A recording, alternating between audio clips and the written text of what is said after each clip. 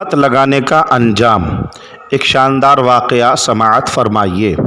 زیادہ سے زیادہ اس واقعے کو شیئر کیجیے اور اپنے معاشرے کو محفوظ کیجیے۔ یہ واقعہ مدینہ شریف کے گاؤں کا واقعہ ہے کہ جس زمانے میں حضرت سیدنا امام مالک رحمۃ اللہ تعالی علیہ شہر کے قاضی ہوا کرتے تھے۔ اس زمانے میں ایک غسل دینے والی عورت تھی۔ ایک بار محلے میں مدینہ شریف کے گاؤں میں ایک عورت کا انتقال ہوا اور اس غسال عورت کو غسل دینے کے لیے بلایا گیا۔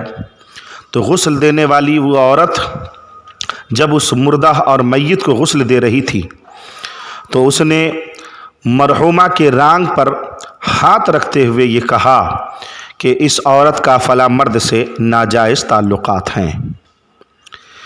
پھر کیا ہوا؟ اللہ تعالیٰ نے اپنی ڈھیل دی ہوئی رسی کھینچ لی اور اس عورت کا ہاتھ اس میت کے مردہ عورت کے مرحومہ کے ران سے چپک گیا۔ بہت کوشش کی گئی مگر اس کا ہاتھ اس مرحومہ کے ران سے چپکا رہا۔ ایک دن گزر گیا، یہاں تک کہ نماز جنازہ کا وقت بھی نکل گیا اور لوگ بہت پریشان ہوئے کہ کسی صورت سے جو ہے اس کا ہاتھ میت کے ران سے ہٹایا جائے، جدا کیا جائے، جسم سے جدا کیا جائے، مگر نہیں ہو پایا۔ یہاں تک کہ لوگوں نے شہر کے علماء، فضلاء، قراء سب کو بلوایا اور ان سے فیصلہ لیا کہ کیا کیا جائے۔ ابھی تک نماز جنازہ ادا نہیں کی گئی ہے اور تدفین کا بھی انتظام ہو چکا ہے لیکن ابھی تک تدفین بھی عمل میں نہیں آئی ہے۔ میت کے مرحومہ کے جسم میں جو ہے بدبو پیدا ہو چکی ہے، اب لاش سڑ رہی ہے، گل رہی ہے۔ ایسی صورت میں کیا کیا جائے؟ علماء نے یہ فیصلہ دیا کہ ایسا کیا جائے کہ غسال عورت یعنی غسل دینے والی عورت کے ہاتھ کو کاٹ دیا جائے۔ حضرات محترم، مگر اس غسل دینے والی عورت کے خاندان کے لوگوں نے اس فیصلے کو منظور نہ کیا اور کہا کہ ہم اسے برداشت نہیں کریں گے کہ ہم اپنے خاندان کی عورت کو اپاہج کر دیں۔ لوگ بہت پریشان ہوئے کہ کیا کیا جائے۔ پھر بہت مشوروں کے بعد یہ طے پایا کہ کیوں نہیں میت کے جسم سے کچھ حصے کو کاٹ کر جو ہے اس کے ہاتھ کو جدا کر لیا جائے۔ مگر اس بار میت کے مرحومہ کے خاندان کے لوگ اس بات پر راضی نہ ہوئے کہ ہم اپنی میت کو تکلیف دیں گے۔ حضرات محترم، پھر بات چلتے چلتے حضرت امام مالک رضی اللہ تعالیٰ عنہ کی بارگاہ میں پہنچا کہ اس زمانے میں حضرت امام مالک رحمۃ اللہ تعالیٰ علیہ اس شہر کے قاضی تھے۔ آپ کو گھر بلایا گیا، آپ گھر تشریف لے گئے، میت کے گھر، اور سارے حالات کا جائزہ لیا۔ اور اس کے بعد حضرت امام مالک رضی اللہ تعالیٰ عنہ نے غسل دینے والی عورت سے سارا واقعہ سماعت کیا۔